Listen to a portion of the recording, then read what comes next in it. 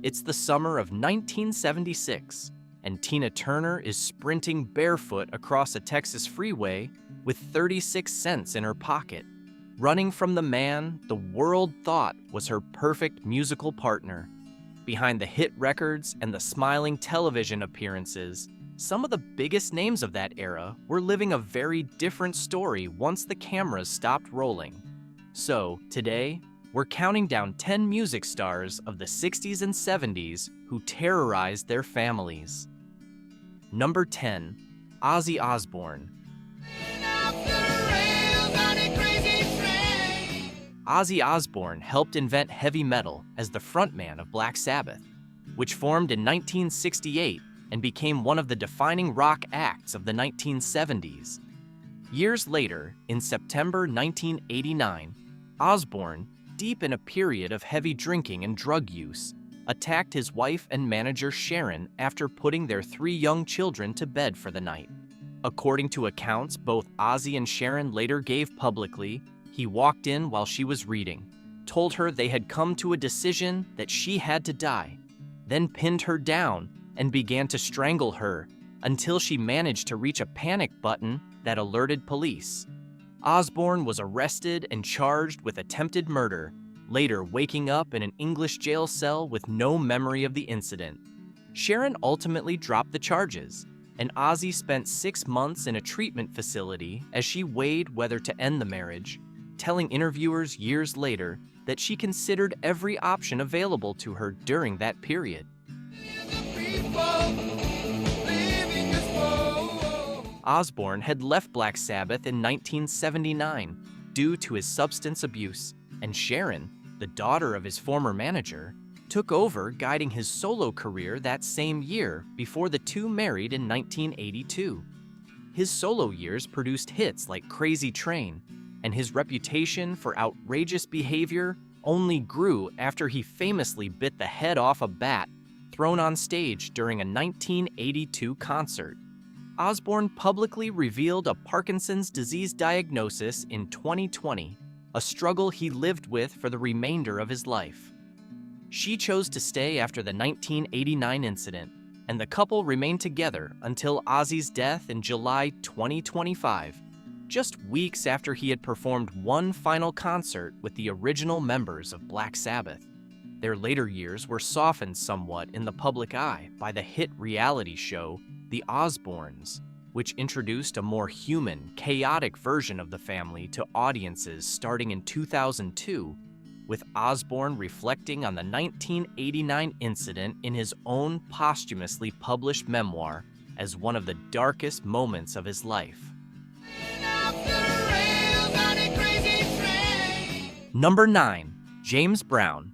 Known as the Godfather of Soul, James Brown built a career on some of the most electrifying performances in music history, but his home life, documented across multiple marriages, told a very different story. During his 10-year marriage to his third wife, former hairstylist Adrienne Rodriguez, between 1984 and 1996, Brown was arrested on domestic violence charges on at least 4 separate occasions, and police reports from the period describe incidents involving a metal pipe and a firearm discharged at her vehicle. None of those charges led to a conviction, and Adrienne died in 1996 following cosmetic surgery. In 2004, Brown was arrested again, this time for pushing his fourth wife, Tommy Ray Heine, to the floor during an argument, a charge to which he ultimately did not contest. Brown had built his career on hits like Please, Please, Please and Say It Loud, I'm Black and I'm Proud, and he was widely credited with helping calm tensions in several American cities following Dr. Martin Luther King Jr.'s assassination in 1968. Brown's rhythmic style later became one of the most sampled sounds in hip-hop history, influencing generations of producers who built entire tracks around his drum breaks decades after they were first recorded. In 1988, unrelated to his domestic violence arrests, he led police on a high-speed chase across 2 states while under the influence of PCP, resulting in a prison sentence of which he served roughly 2 years. Decades later, in 2003, women's rights advocates protested his inclusion among that year's Kennedy Center honors, specifically because of his history of domestic violence arrests, and he was arrested again on a new charge just 2 months after receiving the award. His daughter, Yama Brown, later wrote in her own memoir that she lived in fear of her father's temper throughout her childhood, describing how she would tremble whenever she heard him raise his voice, even during ordinary phone calls. Brown died in 2006, and the contrast between his public image as a tireless performer and the private accounts from his own family remains one of the more sobering chapters in soul music history. Number 8. Marvin Gaye. Marvin Gaye's smooth, soulful voice made him one of Motown's defining stars through the 1960s and 70s. But his personal life told a rougher story. His first marriage to Anna Gordy, sister of Motown founder Berry Gordy, lasted from 1963 to 1977 and was widely described by those close to the couple as turbulent, eventually inspiring his raw 1978 breakup album, Here, My Dear. Gaye began a relationship with Janice Hunter in 1973, when she was 17 and he was 33, still married to Anna at the time, and the two eventually married in 1977. In her 2015 memoir, After the Dance, Hunter described a marriage increasingly shaped by Gaye's cocaine use, jealousy, and controlling behavior, including incidents she characterized as coercive. She and Gaye divorced in 1981. Gaye had grown up the son of a strict preacher, and biographers have long traced his own troubled relationship with his father back to a difficult and sometimes violent childhood home. His landmark 1971 album, What's Going On, built around themes of war, poverty, and social unrest, is still regarded as one of the most important concept albums in popular music history. And Gaye was later inducted into the Rock and Roll Hall of Fame in 1987. He rebounded professionally in 1982 with the hit Sexual Healing, winning his first competitive Grammy Award, but his personal struggles never fully eased. Gaye struggled with addiction and paranoia for the remainder of his life, and in April 1984, he was fatally shot by his own father during an argument at the family home in Los Angeles, closing out a life that had been shadowed by conflict on more than one side of the family. His father was later convicted of voluntary manslaughter and given a suspended sentence. Number 7. Miles Davis. Miles Davis reshaped jazz across the 1960s and 70s with landmark albums like Kind of Blue and Bitches Brew, but his own 1989 autobiography painted an unflinching picture of his personal life. Davis wrote openly about physically abusing his first wife, dancer and former Katherine Dunham Company member Frances Taylor, during their marriage from 1959 to 1968, including an incident where he struck her simply because she had complimented another musician's looks. Frances later said in interviews that she eventually fled the marriage out of fear for her safety. Davis went on to marry actress Cicely Tyson in 1981, and their relationship, too, was marked by volatile fights before ending in divorce in 1988. In his autobiography, Davis connected some of this behavior to his own childhood, recalling watching his father strike his mother and describing how deeply that memory stayed with him. Davis himself had experienced violence at the hands of police, most notably in 1959, when he was beaten and arrested by an officer outside the Manhattan jazz club Birdland while on a smoke break between his own sets. He also served brief jail time at Rikers Island over unpaid child support during the 1950s. Davis had battled his own heroin addiction through much of the 1950s while transforming jazz first through bebop, then modal jazz, and later fusion on albums like Bitches Brew. Cicely Tyson went on to have an acclaimed acting career of her own, later receiving an honorary Academy Award. Davis was posthumously inducted into the Rock and Roll Hall of Fame in 2006, recognized for reshaping American music across 5 decades, from his early bebop recordings with Charlie Parker through his later fusion experiments that influenced rock and funk musicians alike. Davis continued to record and perform until shortly before his death in 1991, and his autobiography remains one of the most candid accounts any major musician of his generation ever put into print. Number 6. John Lennon. Imagine there's no heaven. John Lennon married his first wife Cynthia in 1962, and the couple had a son Julian the following year. In her own memoir, Cynthia described an early incident of physical violence between them, and Julian has spoken in interviews about growing up largely without his father's presence during the height of Beatlemania. Perhaps most striking is that Lennon addressed this part of his life himself in a Playboy interview conducted just 2 days before his death in December 1980. Discussing the Beatles' song Getting Better, he acknowledged that the lyrics reflecting on cruelty toward a partner were autobiographical and said plainly that he had been physically violent with women earlier in his life, describing himself as someone who had learned, later in life, to move past that violence and connecting his later devotion to messages of peace directly to that period of his past. Cynthia and John divorced in 1968 after he began his relationship with Yoko Ono. Imagine all the people.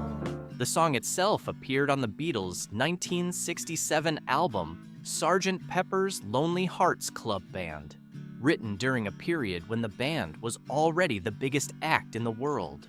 A letter later surfaced from the Lennons' former housekeeper, Dorothy Jarlett, describing John as an absent and occasionally harsh father to young Julian during the height of Beatlemania. Following the Beatles' breakup in 1970, Lennon became known for peace anthems like Give Peace a Chance and Imagine, a public image that stood in sharp contrast to his own private admissions. He was murdered outside his New York City apartment building on the Dakota on December 8, 1980, just weeks after releasing his comeback album Double Fantasy with Ono, an album largely inspired by their reconciliation and the birth of their son Sean 5 years earlier. Lennon's openness about this chapter of his life, so close to his death, remains one of the more startling admissions from any major star of the era.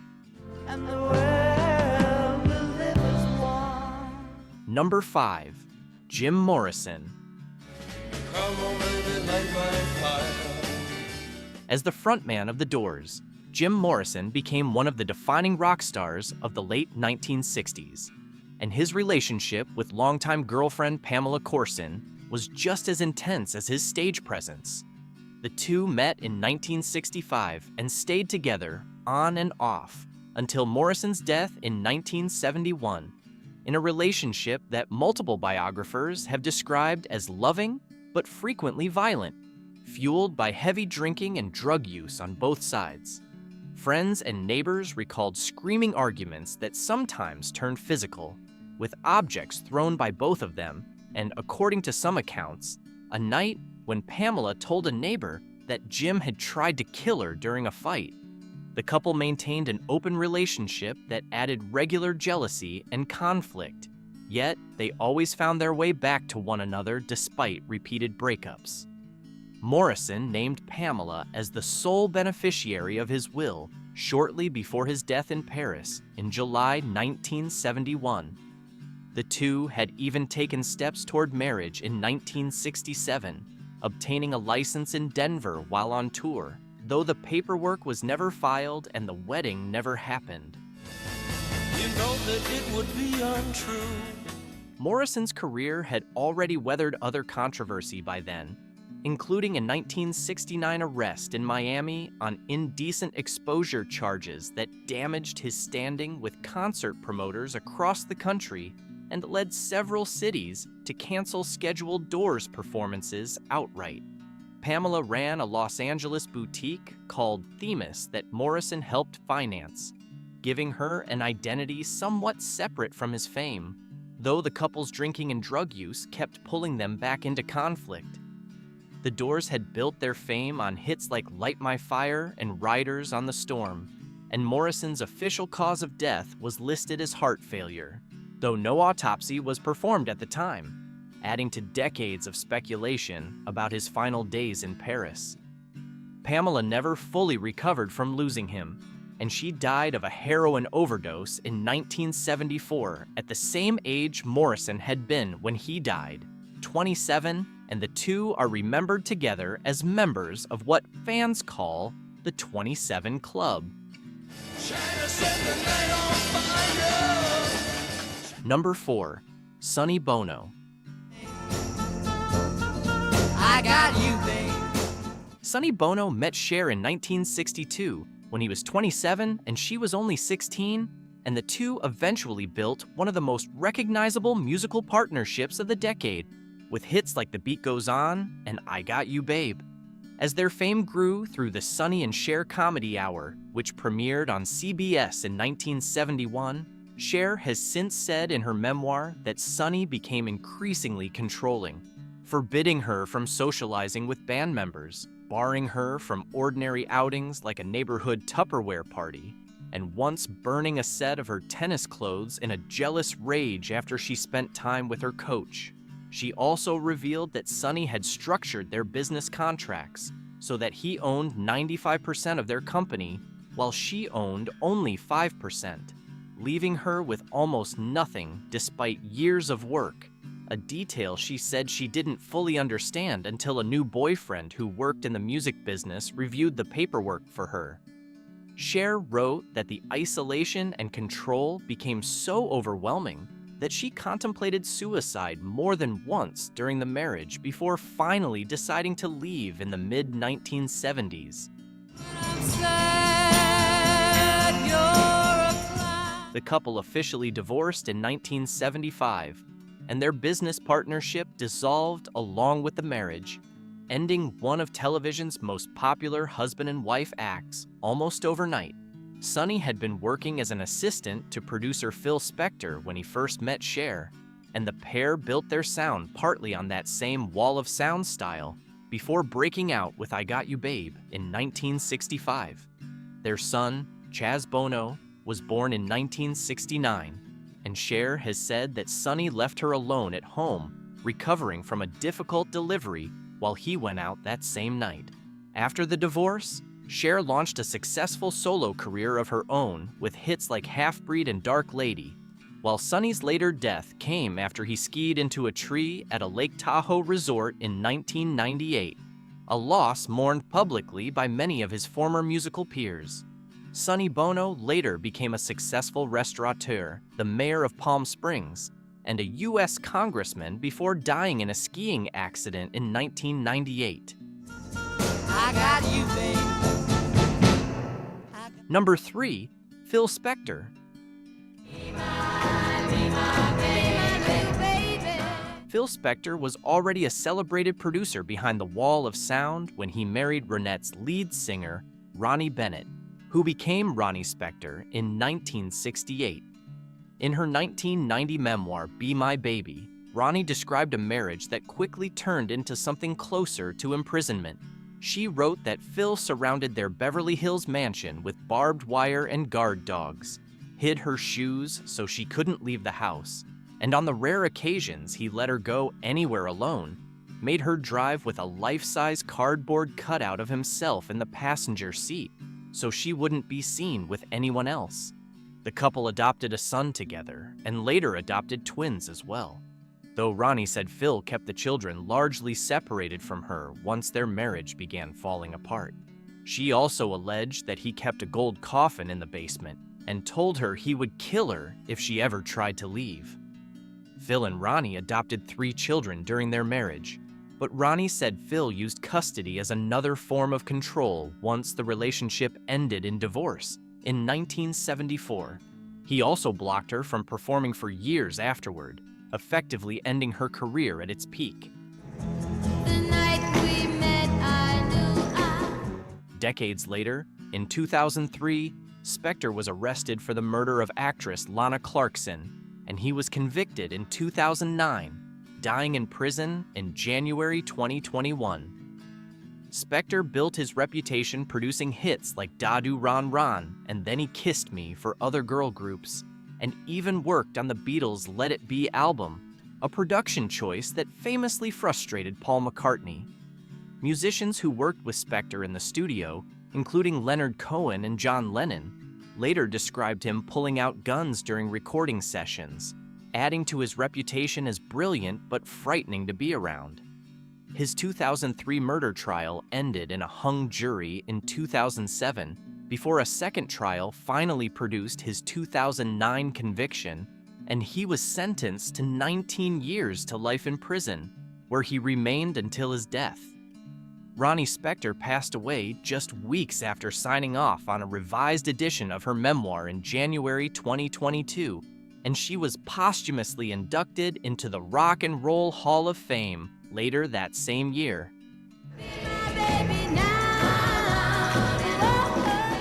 Number 2, Ike Turner. Ike and Tina Turner became one of the most electrifying live acts of the 1960s and 70s, known for hits like Proud Mary and River Deep, Mountain High. Behind the scenes, Tina later revealed the reality of their 16-year marriage, which began in 1962, was far darker than anything audiences saw on stage. In interviews starting in 1981 and later in 2 separate memoirs, including her 1986 book I, Tina, she described years of severe physical abuse at Ike's hands, including broken bones and burns, often occurring right before the pair walked out on stage to perform together in front of unsuspecting audiences. The breaking point came in July 1976, when Ike beat her during the drive from the Dallas airport to their hotel. That night, while Ike slept, Tina fled the hotel with only 36 cents and a mobile gas station credit card, running across a busy freeway in the dark toward another hotel to escape. She would go on to rebuild her career from nothing, eventually becoming one of the best-selling solo artists of the 1980s with her album Private Dancer. Ike's own son, Ike Turner Jr., later said he endured similar violence growing up in the household. Ike had been a genuine pioneer earlier in his career, producing 1951's Rocket 88, a record many historians consider one of the very first rock and roll songs. Several former Ikettes, the backing singers who toured with the Ike and Tina Turner Revue, later described Ike as a strict and controlling band leader who fined performers for minor mistakes and kept a punishing touring schedule, sometimes booking well over 300 shows in a single year. But as his cocaine use worsened through the 1970s, those close to the couple said his temper and controlling behavior escalated along with it. Ike disputed the full extent of Tina's allegations in his own 1999 memoir, Taken Back My Name, though her account became the basis for the 1993 film, What's Love Got to Do with It? Ike Turner died in 2007, and Tina went on to be inducted into the Rock and Roll Hall of Fame a second time as a solo artist in 2021, decades after her first induction alongside Ike. She continued speaking publicly about her experience for the rest of her life to help other survivors of domestic abuse, until her own death in May 2023.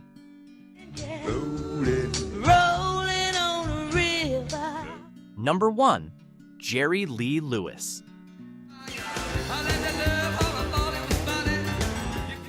By the end of 1957, Jerry Lee Lewis was one of the hottest names in rock and roll, riding the success of Whole Lotta Shakin' Goin' On and Great Balls of Fire. That December, he secretly married Myra Gale Brown, his third wife, who was just 13 years old and also his first cousin once removed, the daughter of his own bass player, J.W. Brown. The marriage was not even public knowledge until May 1958, when Lewis brought Myra along on a tour of England, and a reporter at the airport asked who she was. Once her age became known, along with the fact that Lewis was still technically married to his previous wife when the wedding happened, the British press tore into him, labeling him a cradle robber and a baby snatcher in print, and the tour was canceled after only a handful of shows. American radio stations quickly followed suit, refusing to play his records, and Lewis's career collapsed almost overnight, taking years to recover. Myra stayed married to him for over a decade, and the couple had 2 children together, including a son named Stephen, who tragically drowned in a swimming pool accident at just 3 years old in 1962. When Myra finally filed for divorce in 1970, her petition cited adultery and described what she called every type of physical and mental abuse imaginable. Lewis, nicknamed the Killer for his wild live performances, had already married twice before Myra, including a second marriage that overlapped with his first divorce by only a few weeks. He went on to marry 7 times total, and the scandal followed him for the rest of his life, defining his public image almost as much as his music did. Despite everything, Lewis eventually rebuilt a career in country music through the late 1960s and was inducted into the Rock and Roll Hall of Fame as part of its first class in 1986, alongside Elvis Presley and Chuck Berry. He had recorded alongside some of those very names years earlier at Sun Records, part of the informal group later nicknamed the $1 Million Quartet, and he remained a fixture on the touring circuit even during his years of professional exile, known for a fiery live show that earned him a reputation as one of rock's most unpredictable performers. Myra, who later became a real estate broker in Atlanta, said in a 2014 interview that she had grown tired of being introduced as the 13-year-old bride decades after the fact, even as the story continued to define how the public remembered her former husband.